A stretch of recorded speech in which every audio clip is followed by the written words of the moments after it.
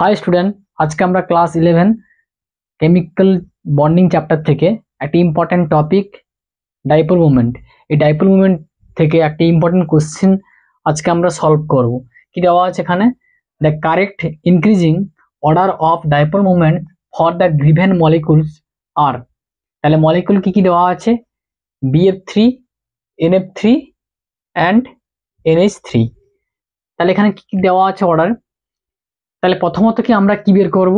প্রত্যেকটা মলিকুলের হাইব্রিডাইজেশন এবং স্ট্রাকচার, তারপর আমরা বের করব তাদের বন্ড মুভমেন্ট এবং তারপরে ডাইপোল মুভমেন্ট বের করব। তাহলে এই তিনটা স্টেপ পেরোনোর পরে আমরা কি কোনটি কারেক্ট অ্যান্সার সেটা আমরা নির্বাচন করব। তাহলে দেখো BF3, তাহলে BF3, তাহলে এই মলিকুলের ক্ষেত্রে কোঅর্ডিনেশন নাম্বার বর্ণে কত? 3। তাহলে হাইব্রিডেশন কি হবে? sp2। তাহলে sp2 হাইব্রিডেশনের ক্ষেত্রে স্ট্রাকচার কি পাবো? ট্রাইগোনাল। তাহলে boron, fluorine, fluorine, fluorine.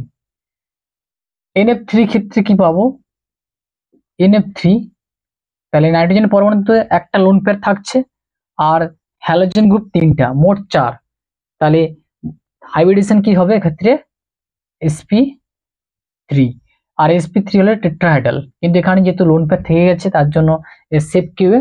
Pyramidal. তাহলে N F F F lone pair. NH3 মলিকুলের ক্ষেত্রে নাইট্রোজেন পরমাণু হাইব্রিডাইজেশন sp3। তাহলে স্ট্রাকচার কি পাবো? পিরামিডাল। তাহলে উপরে থাকবে lone pair, NH bond, NH bond, NH bond. তাহলে এক্ষেত্রে BF3 মলিকুলের ক্ষেত্রে BF3 মলিকুল হচ্ছে সিমেট্রি মলিকুল। তাহলে যার জন্য কি হচ্ছে এক্ষেত্রে প্রত্যেকটি মলিকুল হচ্ছে সিমেট্রিক মলিকুল, ফলে ডাইপোল মোমেন্টের মান কত হবে? 0।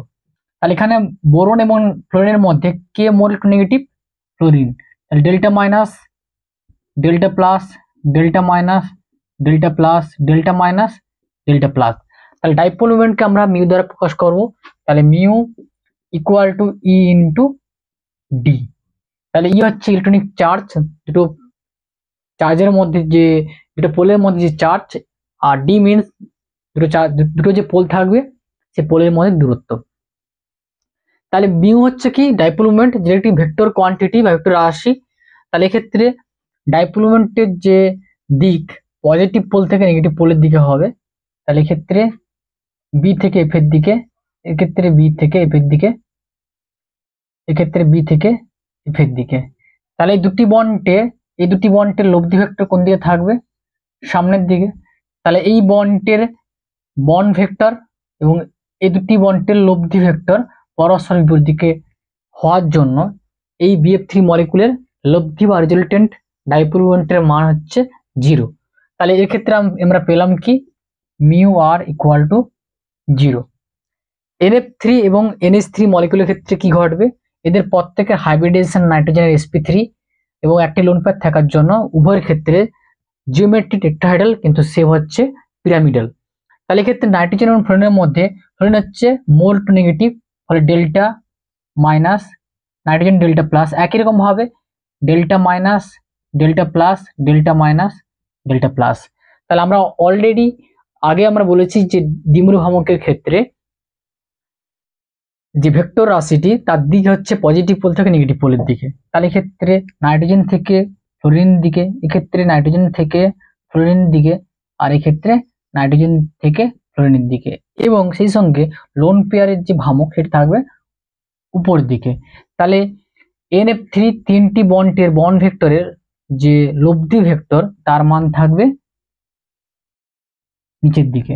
তাহলে এক্ষেত্রে তিনটি বন্ডের ডাইপোল মোমেন্টের যে রেজাল্টেন্ট ডাইপোল মোমেন্ট তার মান নিচে দিকে থাকছে, এবং লোন পেয়ারের যে বন্ড ভ্রামক মোমেন্ট সেটা উপর দিকে আছে। ফলে হচ্ছে কি একে অপরে ক্যান্সেল করবে, ফলে হচ্ছে কি ওভারঅল ডাইপোল মোমেন্ট থাকবে নিচের দিকে, ফলে কিছুটা হচ্ছে কি মিনিমাইজ ঘটবে।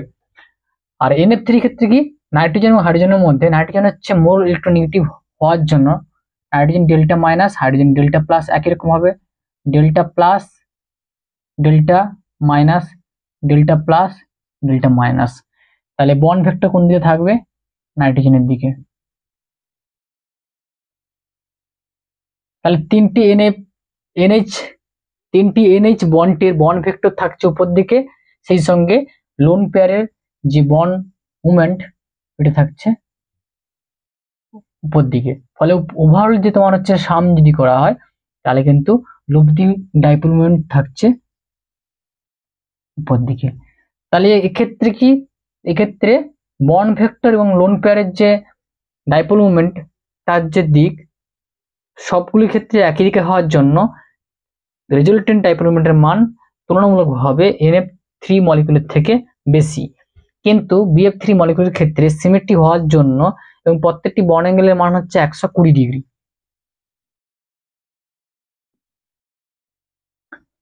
ফলে হচ্ছে কি এই বন্ডের BF3 মলিকুল হচ্ছে কি ডাইপোল মোমেন্ট 0। তাহলে BF3 মলিকুলের ক্ষেত্রে 0 হওয়ার জন্য কোথায় অপশন আছে? এটা আছে। আর এখানে কি আছে? NF3 সবচেয়ে বেশি কি আছে? NH3, তাহলে এটা হবে না। পরে হচ্ছে কি এখানে BF3 অলরেডি 0, তাহলে এটা হবে না। NH3 আছে, কিন্তু এখানে দেখো NF3 মান BF3 অপেক্ষা কম, তাহলে এটা ভুল দেওয়া আছে। তাহলে অপশন বি হচ্ছে রাইট অ্যান্সার।